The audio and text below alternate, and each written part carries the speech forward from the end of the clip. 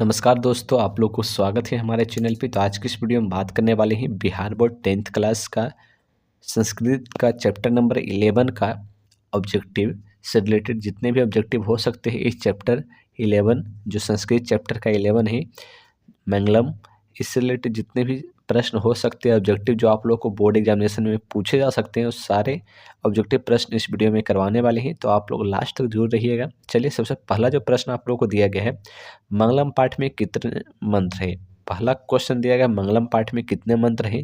पहला ऑप्शन दिया गया चतवार, पंच, सप्त या फिर अष्ट। एक का सही उत्तर हो जाएगा ऑप्शन नंबर बी यानी कि पंच मंत्र है। चलिए क्वेश्चन नंबर 2 पे, क्वेश्चन नंबर 2 में दिया गया सत्य का मुंह किस पात्र से ढका हुआ है। सत्य का मुंह किस पात्र से ढका हुआ है। पहला ऑप्शन दिया गया हिरण्मय पात्र से, मृण्मय पात्र से, रजतमय पात्र से या फिर ताम्र पात्र से। इसका सही उत्तर हो जाएगा सत्य का मुंह किस पात्र से ढका हुआ है, तो इसका सही उत्तर हो जाएगा ऑप्शन नंबर ए हिरण्मय पात्र से। चलिए क्वेश्चन नंबर 3 पे, 3 में दिया गया सत्यमेव जयते किस उपनिषद का मूल मंत्र है।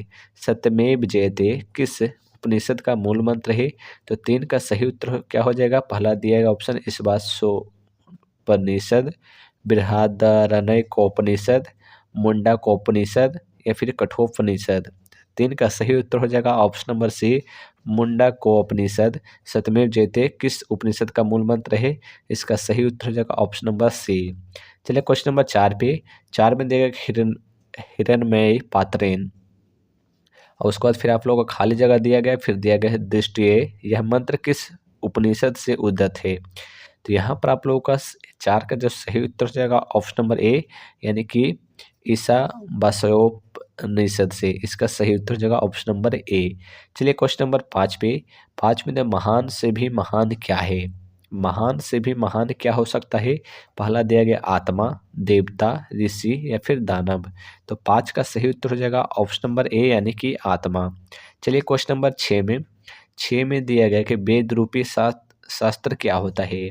वेद रूपी शास्त्र क्या होता है। अनित्य होता है, नित्य होता है, कृत्य होता है, भृत्य होता है। तो 6 का सही उत्तर हो जाएगा ऑप्शन नंबर ए नित्य होता है।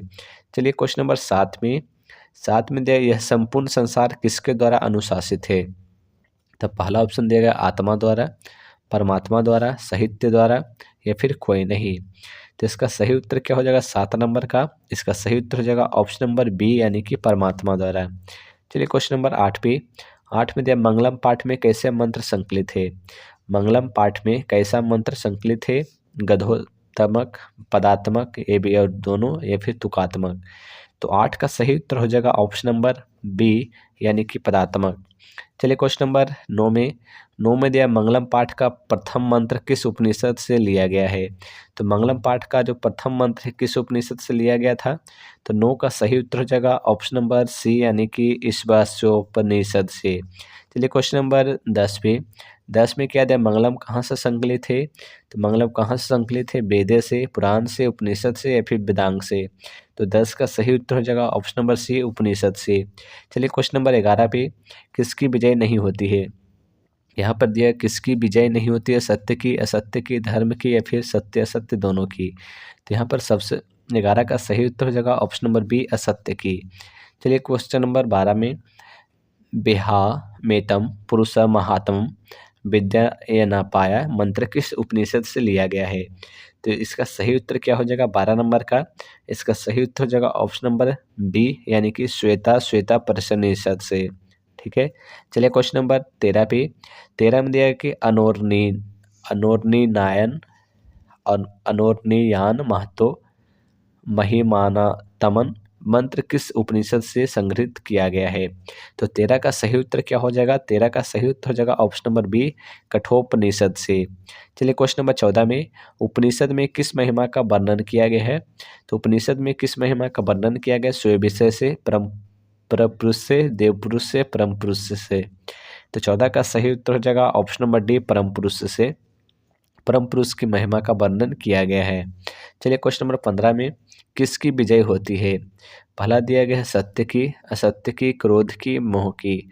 15 का सही उत्तर हो जाएगा ऑप्शन नंबर ए यानी कि सत्य की।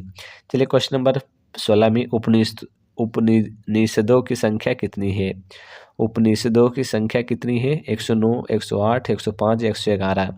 16 का सही उत्तर हो जाएगा ऑप्शन नंबर बी यानी कि 108। चलिए क्वेश्चन नंबर 17 पे, बहती नदी कहाँ मिलती है? बहती हुई नदी कहाँ मिलती है? सरोवर, नदी, समुद्र, तालाब। 17 का सही उत्तर हो जाएगा ऑप्शन नंबर सी यानी कि समुद्र। चलिए क्वेश्चन नंबर 18 पे, 18 में दिया है कि जंतु के हृदय रूपी गुफा में क्या स्थित है? जंतु के हृदय रूपी गुफा में क्या स्थित है? आत्मा, शरीर, देवता, राक्षस। तो 18 का सही उत्तर हो जाएगा ऑप्शन नंबर ए आत्मा। चलिए क्वेश्चन नंबर 19 में, अणु से छोटा कौन है? अणु से छोटा कौन है? आकाश, आत्मा, परमात्मा, संसार। 19 का सही उत्तर हो जाएगा ऑप्शन नंबर बी आत्मा। चलिए क्वेश्चन नंबर 20 पे, देवलोक का मार्ग किससे प्राप्त होता है? देवलोक का मार्ग किससे प्राप्त होता है? सत्य से, असत्य से, क्रोध से या फिर मोह से।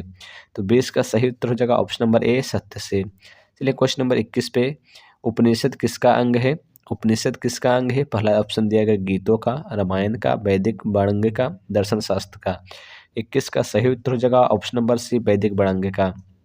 चलिए क्वेश्चन नंबर 22 पे, परमात्मा की महिमा का वर्णन किसमें किया गया है? तो परमात्मा का महिमा का वर्णन किसमें किया गया है? पहला ऑप्शन कठोपनिषद से में, ईशावास्यापन से, श्वेता श्वेतर से, मुंडकोपनिषद से। तो इसका सही उत्तर हो जाएगा ऑप्शन 22 नंबर प्रश्न का, इसका सही उत्तर हो जाएगा ऑप्शन नंबर बी यानी कि ईशावास्यापान से। ठीक है, परमात्मा की महिमा किसमें वर्णन किया गया है? तो इसका सही उत्तर हो जाएगा ऑप्शन नंबर बी यानी कि ईशावास्यापान से। चलिए क्वेश्चन नंबर 23 में, उपनिषद क्या प्रकट करता है? उपनिषद क्या प्रकट करता है? धर्म को, कर्म को, दर्शन शास्त्र का सिद्धांत या फिर उपनिषद उपदेश। 23 का सही उत्तर हो जाएगा ऑप्शन नंबर सी यानी कि दर्शन शास्त्र का सिद्धांत प्रकट करता है। चलिए क्वेश्चन नंबर 24 में, ब्रह्मा को प्राप्त करने के विषय में बताया गया है। ब्रह्मा को प्राप्त करने के लिए के विषय में बताया गया है। तो यहाँ पर पूछा गया कि जो ब्रह्मा को प्राप्त करने का विषय में बताया गया है 21 उपनिषद में दिया गया है। तो पहला ऑप्शन दिया गया है कठोपनिषद। तो इसका सही उत्तर हो जाएगा 24 नंबर का ऑप्शन नंबर डी यानी कि मुंडकोपनिषद इसका सही उत्तर हो जाएगा। चलिए क्वेश्चन नंबर 25 में, सत्य का खजाना कहाँ है?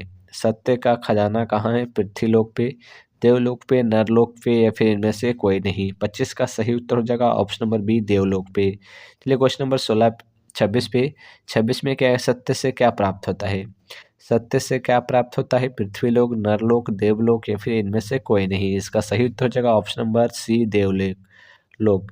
चलिए क्वेश्चन नंबर 27 पे, आत्मा के गुण रहस्य की किस में व्याख्या की गई है?